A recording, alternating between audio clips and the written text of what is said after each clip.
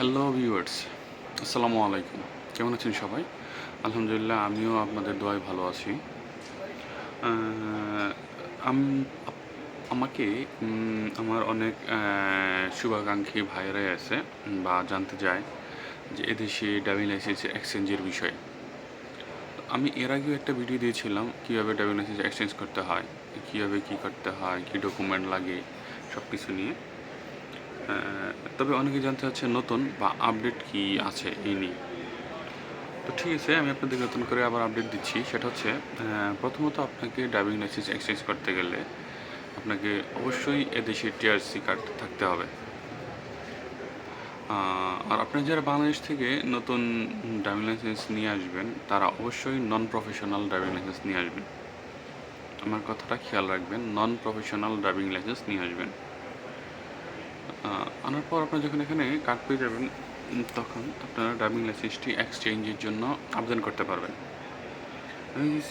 Driving লাইসেন্সটি exchange করার জন্য আপনাকে প্রথমত বাংলাদেশ এম্বাসি থেকে অ্যাফিডেভিট বলতে একটা কথা আছে বাংলাদেশে, আমরা সহজ ভাষায় বুঝি অ্যাফিডেভিট, বা এখানে অথরাইজেশন করতে হয়, এম্বাসিতে নিয়ে যেতে হয়। ড্রাইভিং লাইসেন্স নিয়ে গেলে তারা একটা আপনাকে পেপার দিবে, বাংলাদেশি সিল সাপোর দিয়ে তারা আপনাকে একটা 2 দিন, কোনো দিন 1 দিনের মধ্যে দেওয়া দেয়, কোনো 2-3 দিন লাগে, সময় লাগে, তার মধ্যে দেওয়া দেয়।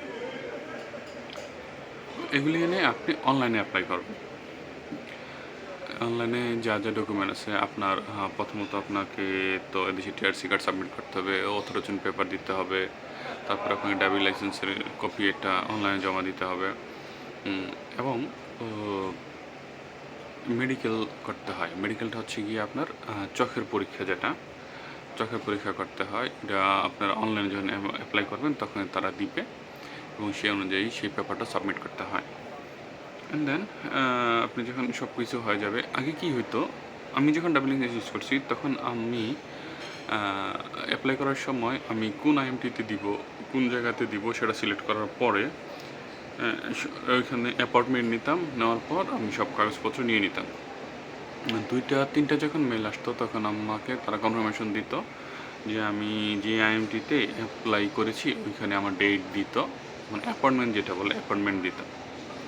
তো তখন কী হতো, আমি অ্যাপয়েন্টমেন্ট নিয়ে সকল ডকুমেন্ট, অ্যাপয়েন্টমেন্টের সময় সকল ডকুমেন্ট নিয়ে চলে যেতাম, চলে গিয়েছি আইএমটিতে যাওয়ার পর ওইখানে আমরা পে করতাম, মানে ক্যাশ পেমেন্ট যেটা বলে, ক্যাশ পেমেন্ট করতাম।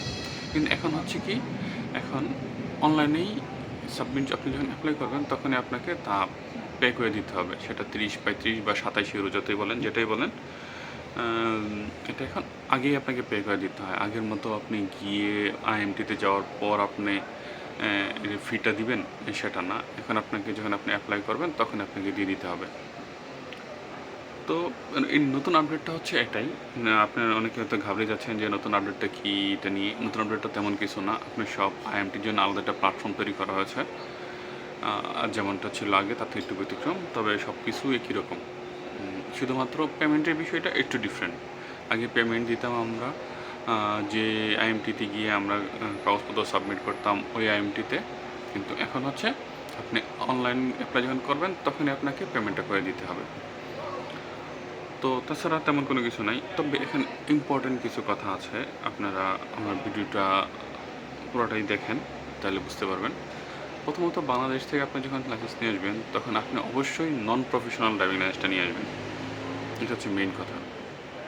আর তাছাড়া হচ্ছে আপনি যখন এদেশে চলে আসবেন তখন, এদেশে আসার আগে আপনার লাইসেন্সের, আপনি বাংলাদেশে থাকা অবস্থায় আপনি এমন সময় অনেকে আছে, আপনি আমাদের বিদেশে এসে পড়বেন, কাগজপত্র হয়ে গেছে, সব ডকুমেন্ট হয়ে গেছে, তখন আপনি লাইসেন্সের জন্য অ্যাপ্লাই করলেন, কিছু মামু খালু চাচা ধইরা টাকা পয়সা দিয়া লাইসেন্স বানাই নিয়ে এলেন, তখন কিন্তু আপনি ঝামেলায় পড়ে যাবেন। এদেশে ওরা যাচাই করে আপনি যখন এদেশে ঢুকছেন, প্রথম এদেশে এন্ট্রি করছেন, তার আগে আপনার 6 মাস বাংলাদেশের থেকে লাইসেন্সটা আপনার আছে কি না কথাটা খেয়াল করবেন।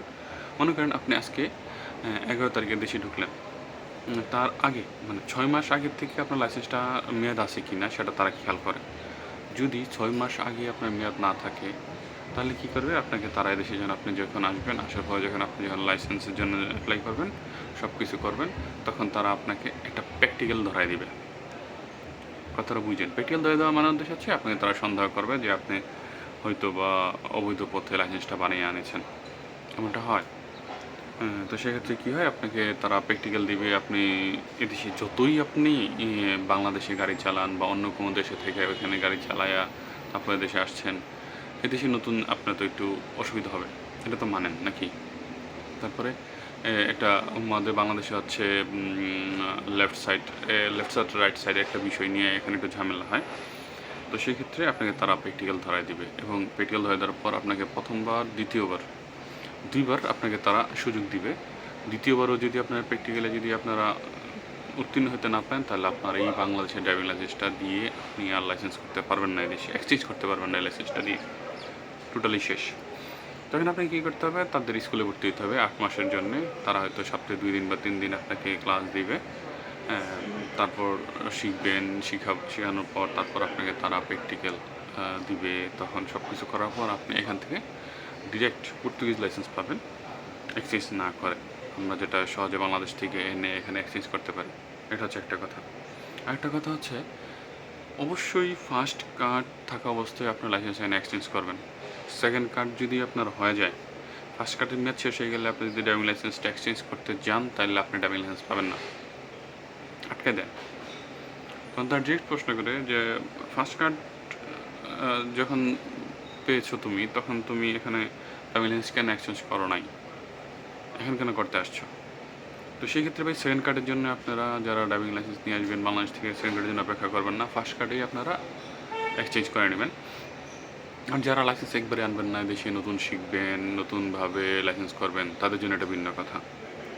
আর তবে আপনি যদি অনেক অনেক সময় হয় কি, মানে বাংলাদেশ থেকে ড্রাইভিং লাইসেন্স নিয়ে আসছেন, হ্যাঁ আপনি পাকাপোক্ত, এদেশে লাইসেন্স আপনি আপনি এক্সচেঞ্জ করলেন, করার পর আপনি পেয়ে গেছেন, কিন্তু আপনি ভালোভাবে এদেশে শিখতে চাচ্ছেন যে না, এদেশে আমি কয়দিন চালিয়ে জানিয়ে বুঝে শুনে তারপর আমি এদেশে গাড়ি নিয়ে নামবো। তো সেক্ষেত্রে আপনি একটা কাজ করতে পারেন, এদেশে বিভিন্ন স্কুল আছে, তাদের সাথে যোগাযোগ করে আপনাকে প্রত্যেক ঘন্টায় 20 ইউরো বা 25 ইউরো তারা নিবে। পর্তুগিজ বিভিন্ন কোম্পানি আছে, তারা আপনাকে ঘন্টায় 25 ইউরো নিয়ে শিখাবে। এরকম একটা সিস্টেম এদেশে চালু আছে, আপনার জন্য, আমাদের জন্য সহজ। তো আজকে ইম্পর্টেন্ট বলতে লাইসেন্স নিয়ে এই বিষয়গুলি ছিল। আপনারা অবশ্যই আমার ভিডিওটা সবাই দেখবেন, দেখে যদি কোনো প্রশ্ন থাকে করবেন, আমি আপনাদেরকে সেই অনুযায়ী উত্তর দেওয়ার চেষ্টা করব।